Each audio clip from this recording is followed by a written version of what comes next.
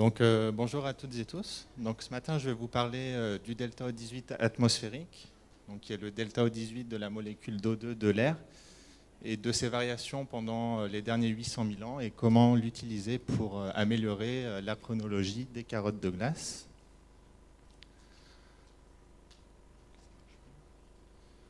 Donc, si on regarde sur la période de temps qui nous intéresse, les derniers 800 000 ans, on voit déjà des variations climatiques avec différents proxys. Donc, par exemple, le delta D, donc, qui va donner des informations sur la température, donc avec des périodes plus froides et des périodes plus chaudes, donc une alternance de périodes glaciaires et interglaciaires qu'on peut mettre en relation avec une estimation du niveau marin. Et on voit déjà un décalage entre les deux archives, donc qui est lié à ce problème de datation entre archives.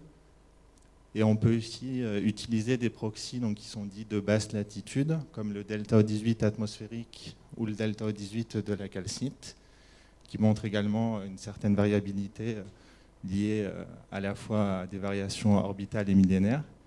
Donc l'objectif ici, c'est d'étudier ces variations orbitales et millénaires qui impactent la variation du delta O18 atmosphérique et de l'utiliser pour améliorer la chronologie des carottes de glace. Donc justement, ce delta O18 atmosphérique, c'est un proxy du cycle hydrologique des basses latitudes. Donc en fait, il va répondre à plusieurs choses, à la fois au niveau marin global, à la variation du cycle hydrologique et à la productivité de la biosphère. Donc en fait, c'est le delta O18 de l'eau de mer qui, par évaporation, va être transmis au delta O18 des précipitations et qui, lui, est après utilisé par photosynthèse et qui est transmis au delta O18 atmosphérique. Donc ce delta O18, il est mesuré dans les carottes de glace à Domsée, donc sur la partie est antarctique. Et on peut l'utiliser du fait de sa relation avec l'insolation pour établir la chronologie des carottes de glace, même si on ne comprend pas encore vraiment le mécanisme qui relie les deux.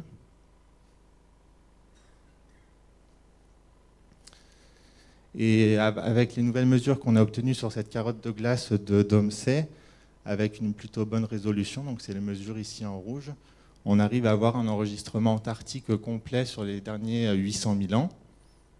Donc si on regarde un peu ces variations en mettant en lien avec l'insolation à 65 degrés nord, donc on voit qu'il y a un décalage, notamment au niveau des terminaisons, entre les deux, donc qui est à peu près de 5-6 000 ans.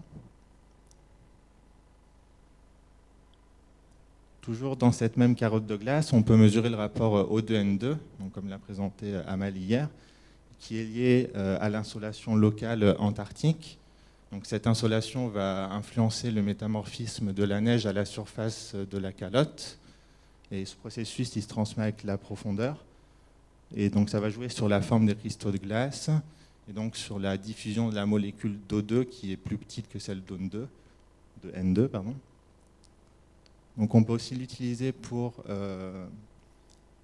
construire la chronologie des carottes de glace. Et donc, on a obtenu de nouvelles mesures sur la carotte de Domsée, donc qui sont ici en violet, et qui permettent aussi d'avoir un enregistrement complet entre 100 et 800 000 ans sur de la glace qui a été stockée à moins 50 degrés. Donc l'idée, en fait, c'est de regarder le décalage entre le delta O18 atmosphérique et l'insolation. Donc je vous ai d'abord remis le signal du delta O18 O2N2 avec leur insolation respective. Et en fait, on ne peut pas regarder directement ce décalage delta O18 atmosphérique insolation, puisque la chronologie de la carotte de glace, elle est basée en partie sur ce lien. Donc pour s'affranchir de cette hypothèse, on va utiliser le rapport O2N2. Et donc regarder le décalage entre le delta O18 atmosphérique et le rapport O2N2. Et donc c'est ce qu'on obtient ici. Et donc ça représente en fait le décalage au final entre le delta O18 atmosphérique et l'insolation. Donc on voit qu'il y a des périodes où on est proche de zéro, donc où la datation est plutôt bonne. Et quand on s'écarte de ces valeurs, on peut atteindre 5000 ans, donc notamment pendant les dernières terminaisons, donc où là, ça indique qu'on a un problème de datation, enfin de lien entre le delta 18 atmosphérique et l'insolation. Et on peut mettre ça en lien avec les événements d'Heinrich qu'on enregistre dans l'Atlantique Nord, où on voit que pendant les dernières terminaisons, on enregistre à chaque fois un événement d'Heinrich, et donc qui est lié, qu'on peut mettre en relation avec ce décalage de 5000 ans entre le delta 18 atmosphérique et l'insolation. Et donc ce décalage de 5000 ans, il avait été considéré jusque-là constant pour la chronologie, pour la construction de la chronologie des carottes de glace. Et on voit bien ici que ce n'est pas le cas, qu'il atteint juste 5000 ans pendant les terminaisons et qu'après il varie avec des valeurs plus faibles. Donc l'idée, c'est de trouver une autre cible que l'insolation pour l'aligner avec le delta 18 atmosphérique. Donc pour ça, on a utilisé le delta 18 de la calcite, donc ici en rouge. Donc c'est un enregistrement composite de plusieurs spéléothèmes est-asiatiques. Et donc si on le compare avec le delta 18 atmosphérique, on voit que tous les deux présentent la même variabilité orbitale, donc liée à l'insolation d'été à 65 degrés nord, et aussi les mêmes variations millénaires qu'on peut mettre en lien avec les événements de Heinrich. Et c'est particulièrement visible pour la terminaison 3. Alors, je ne sais pas si ceux au fond vont arriver à voir comme il faut, mais quand on a l'insolation qui commence à augmenter, donc pendant la déglaciation, donc on a le delta 18 atmosphérique qui commence à diminuer, et lorsqu'on enregistre l'événement de Heinrich, on a le delta 18 atmosphérique qui va d'un coup augmenter. Et on retrouve la même chose dans le signal de delta 18 de la calcite, donc qui témoigne d'une période de faible activité de la mousson. Et donc ça, on le voit dans ces enregistrements, et des expériences de modélisation l'ont aussi montré. Donc ils ont simulé ces événements d'Heinrich en ajoutant un flux d'eau douce dans l'Atlantique Nord. Donc ils ont montré que ça entraînait un décalage de l'ITCZ vers le sud, et donc au final une augmentation du delta 18 atmosphérique et delta 18 de la calcite. Donc l'idée, c'est d'utiliser ce delta 18 de la calcite à la place de l'insolation pour essayer d'améliorer la chronologie des carottes de glace.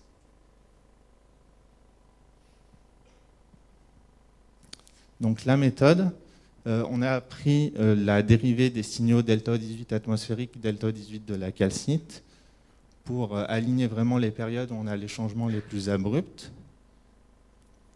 On a choisi 51 marqueurs sur la période de 100-640 000 ans, donc qui ont chacun des incertitudes dédiées. Donc il y a une partie constante qui est liée à la méthodologie, une partie qui est liée aux variations annuelles du delta 18 de la calcite, et une partie variable qui est liée à la datation des spéléothèmes, qui peut varier de manière assez importante. Et on utilise tout ça pour construire la nouvelle chronologie à l'aide de l'outil DATICE, donc qui se base sur à la fois des paramètres glaciologiques, comme le taux d'accumulation, l'épaisseur, enfin l'amincissement des couches de glace avec la profondeur, et des marqueurs stratigraphiques indépendants. Donc pour valider cette nouvelle méthode, on s'est d'abord intéressé à la dernière entrée en glaciation, puisqu'on voit quand on regarde l'enregistrement haute latitude de North Grip et un enregistrement des spéléothèmes enregistrés au niveau des Alpes, donc plutôt moyenne latitude, qu'on a un décalage de quasiment 3000 ans ici, au niveau du Dansgaard-Oeschger 25, entre les deux enregistrements. Donc l'idée, c'est d'aligner les proxys basse latitude, le delta 18 atmosphérique et le delta 18 de la calcite est-asiatique, pour obtenir une nouvelle chronologie qu'on pourra avoir pour à la fois l'Antarctique et le Groenland. Et donc quand on applique cette nouvelle chronologie, on obtient la courbe ici en bleu, donc qui est l'enregistrement de NORSRIP sur cette nouvelle chronologie.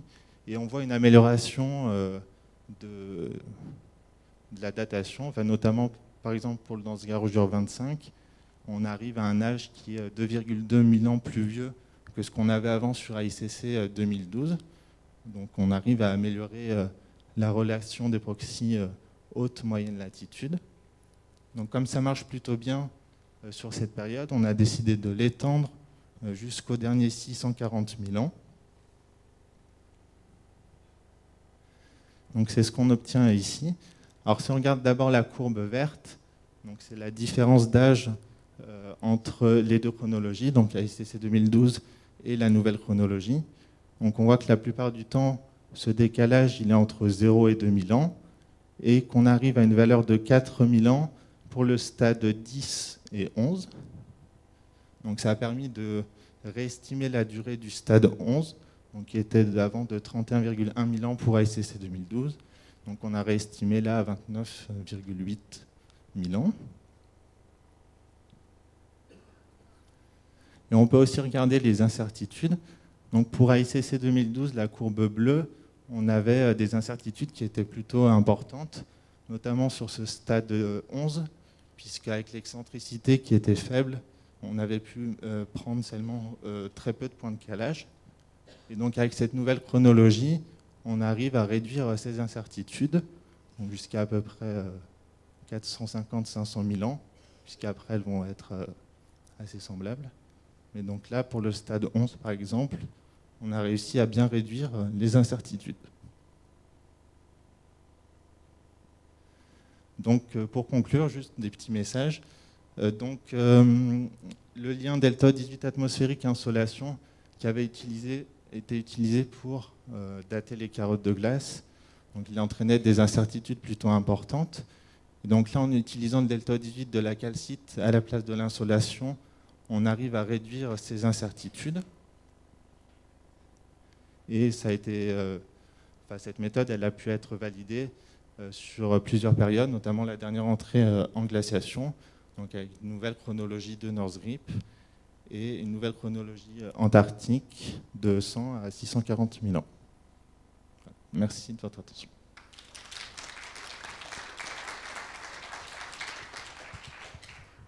Bon, on va prendre peut-être juste une question.